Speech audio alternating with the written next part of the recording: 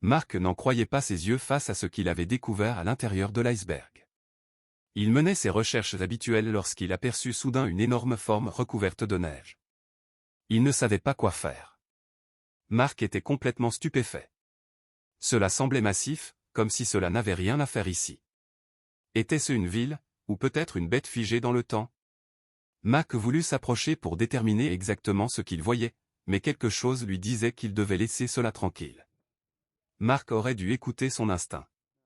Pourtant, il décida de s'approcher davantage. « Je savais que je te trouverais », dit-il en touchant la glace. Cela sonnait presque comme s'il était amoureux. Derrière la glace, il pouvait distinguer une silhouette géante, presque humaine. Il ne voyait rien de plus que sa forme, mais cela suffit à convaincre Mark d'envoyer son équipe. Il devait savoir ce qui se cachait derrière le mur de glace.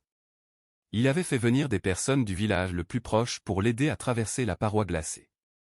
Mark voulait se retrouver face à sa plus grande découverte, quel qu'en soit le prix. L'équipe commença à dégager la glace avec précaution jusqu'à ce qu'il voie enfin ce qui se trouvait derrière. Les ouvriers reculèrent tous d'un pas lorsqu'ils découvrirent ce qui s'y cachait. La plupart d'entre eux s'enfuirent même vers la sortie de la grotte de glace. Mark tomba à genoux. Comment cela était-il possible? Qu'avait donc trouvé Mark derrière ce mur de glace? Pourquoi les ouvriers étaient-ils si choqués? Le monde était-il un endroit meilleur sans la découverte de Mark? Chaque explorateur rêve d'une occasion comme celle-ci, celle de graver son nom à jamais dans les livres d'histoire. Malheureusement, la plupart ont échoué de façon spectaculaire. Mais Mark, un scientifique de 36 ans, n'était pas comme les autres explorateurs, et sa mission la plus récente l'a prouvé. Son voyage l'emmena dans le nord du Groenland, une région autrefois totalement inaccessible et encore très peu explorée.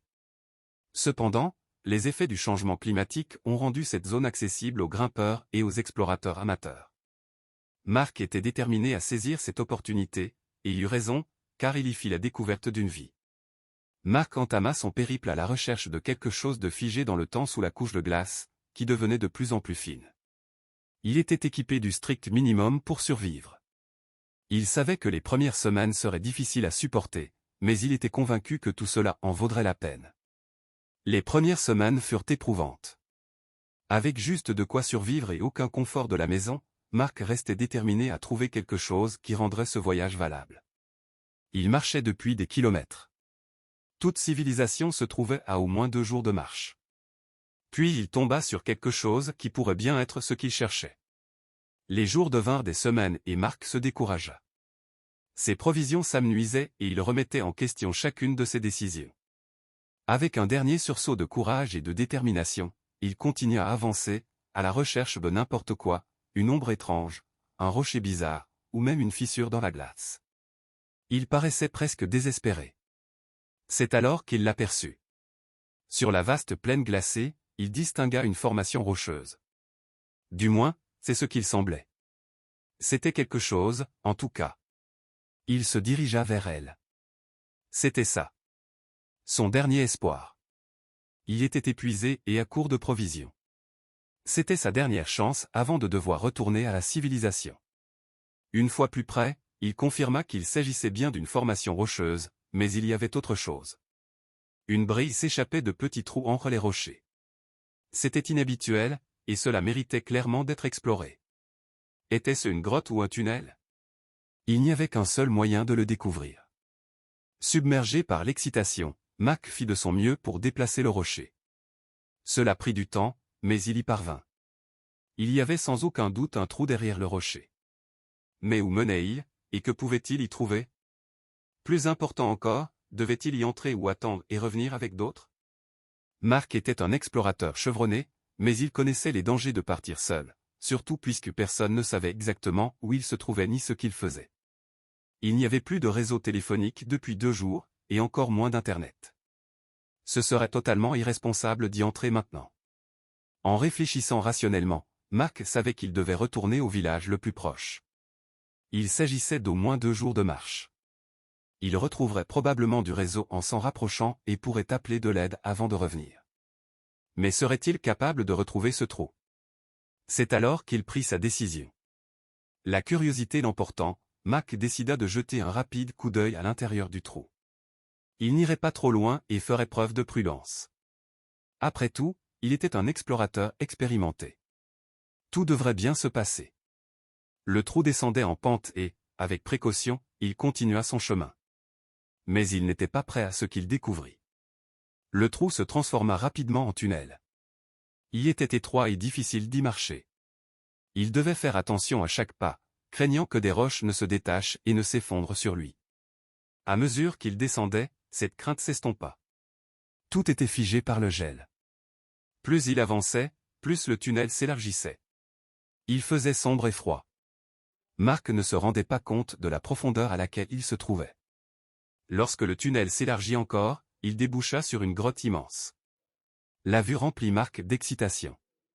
La grotte s'étendait bien au-delà de ce qu'il avait imaginé, ses parois gelées reflétant une faible lumière tandis qu'il s'enfonçait à l'intérieur. Pendant des heures, il marcha dans la grotte, entouré de glace et de roches. Essayant de garder le souvenir de l'entrée, Mark continua d'avancer, conscient des risques mais incapable de s'arrêter. C'est alors qu'il remarqua quelque chose d'étrange. Parmi les couches bleues et blanches de glace, un mur semblait différent. Derrière lui, une silhouette sombre était faiblement visible. Mark s'approcha et éclaira la glace avec sa lampe. La forme restait floue, mais elle était indéniablement là. Mark tente de briser la glace avec un petit piolet, mais la surface gelée refuse de céder. Les minutes se transforment en heures épuisantes, et il comprend que ses efforts sont dangereux et pourraient lui coûter la vie. Profondément enfoui sous terre et complètement seul, il admet que ses choix précédents ont été imprudents. Préférant la prudence à l'obsession, il cartographie soigneusement la grotte, note les passages et les distances, puis s'en va avec l'intention de revenir mieux préparé. Après une marche éprouvante, Mark atteint un village voisin et engage un petit groupe d'hommes, sans révéler grand-chose de sa découverte. Ses économies fondent rapidement pendant qu'il rassemble outils, provisions et véhicules capables d'affronter la neige. Guidé par la carte dessinée par Mark, il retourne vers les montagnes, luttant contre des vents glacials et une neige profonde. Une tempête récente a effacé les repères familiers et, pendant un moment, la grotte semble perdue, jusqu'à ce qu'une ouverture dissimulée sous la neige soit enfin découverte. Le groupe descend prudemment dans la grotte, avançant dans des tunnels glissants jusqu'à atteindre l'immense mur de glace derrière lequel se distingue une forme sombre. Lorsqu'il commence à frapper la glace, la curiosité se mêle à la peur. Soudain, la glace se fissure et la grotte tremble, provoquant la panique. Certains reculent, craignant un effondrement, tandis que Mark reste figé, incapable de détourner le regard. Lorsque la glace s'effondre finalement, elle ne révèle pas une créature, mais un mur de pierre couvert de gravures anciennes. La déception submerge d'abord Mark, puis, à mesure que d'autres dessins apparaissent, scènes de chasse, de feu et figures humaines, il comprend l'importance de sa découverte. Des experts sécurisent ensuite le site et confirment sa valeur historique. Même si cette aventure lui a coûté du temps et de l'argent sans lui apporter de richesse, Mark gagne une reconnaissance durable et la satisfaction d'avoir laissé sa trace dans l'histoire.